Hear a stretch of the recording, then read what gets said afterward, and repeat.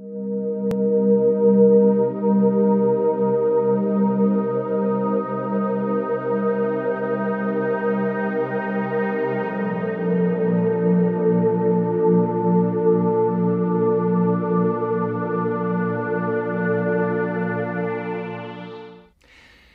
everyone, it's good to be able to spend a few moments with you on Remembrance Sunday, a day that is very special to me because I have numerous members of my family who have been involved in the military on both sides of the family indeed. On my mum's and my dad's side there have been lots of soldiers. I want to mention just a couple today. First of all, 7580-659, Staff Sergeant Edward Conway, my granddad. He was at Dunkirk and he experienced the horror of being there. He had been in the regular army for many years before Dunkirk happened at the start of the Second World War. And he was on the beaches there, waded into the water, and in those murky depths lost several of his close friends. He was rescued and utterly traumatised by the experience, and then simply redeployed. He was sent back to war, and over the long years that followed, he won the British Empire Medal for bravery. Written on the medal were these words, "For God and the Empire." And my granddad believed in those things. He believed in them very strongly. For example, if the national anthem was ever played, I remember as a child that he would stand up and stand to attention, and he would be cross if anyone remained in their seats. He believed in God and empire so passionately that he would have given his life if necessary. That's no small thing. Christian opinion is divided on the subject of war. Some Christians believe fighting is wrong. Jesus' words about loving enemies and forgiving are seen by many as unequivocal. The Jesuits, for example, have an absolute belief in pacifism. Martin Luther King, a very famous Christian man, believed in peaceful, non-violent protest. And Medal of Honor winner Desmond Doss, whose life was celebrated in the film Hacksaw Ridge, saved dozens and dozens of lives with conspicuous bravery, and yet was a conscientious objector. He adamantly refused to carry a weapon or to fight. Other Christians believe it's a good thing to fight evil physically and to protect the innocent.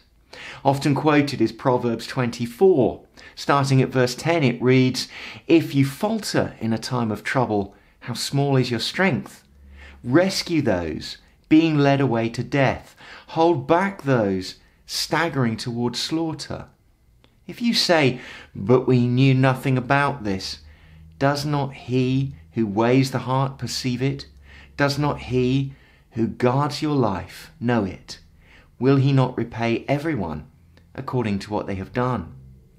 Also, both St. Augustine and St. Thomas Aquinas argued that some circumstances meant that a war could be justified. Is your goal peace and harmony? Is the cause just? These were questions that Aquinas said we must ask, and they can prompt us to fight if the answer to those kind of questions is yes. My Uncle Bill was in the British Army contingent that liberated Bergen-Belsen on the 15th of April 1945.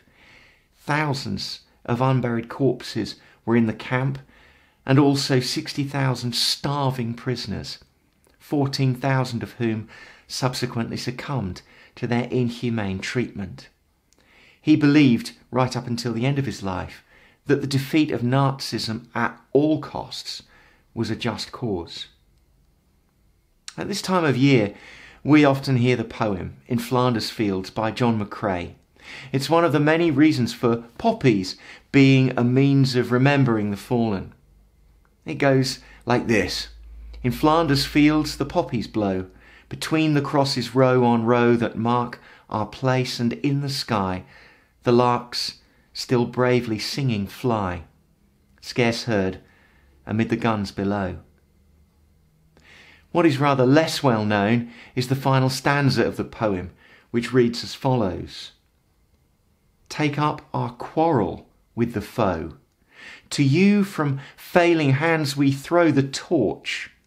Be yours to hold it high, and if ye break faith with us who die, we shall not sleep, though poppies grow in Flanders fields. The call to keep the quarrel with the foe going, to allow fallen comrades to rest in peace, is actually quite a disturbing one.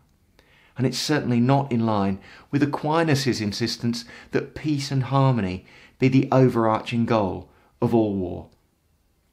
Regardless of where followers of Christ stand between strict non-violence or a belief in there being such a thing as a just war or struggle, all Christians must be clear that Jesus calls us to have love, peace, and forgiveness as our ultimate goals. At the start of the First World War, the English nurse Edith Cavell was executed by the Germans for unashamedly aiding in the escape of about 200 British and French soldiers. The night before she died, she was visited by the chaplain, and he recorded some of her last words. "I will leave you with them this Remembrance Sunday." But this I would say, standing in view of God and eternity, I realise that patriotism is not enough. I must have no hatred or bitterness towards anyone. May God bless you.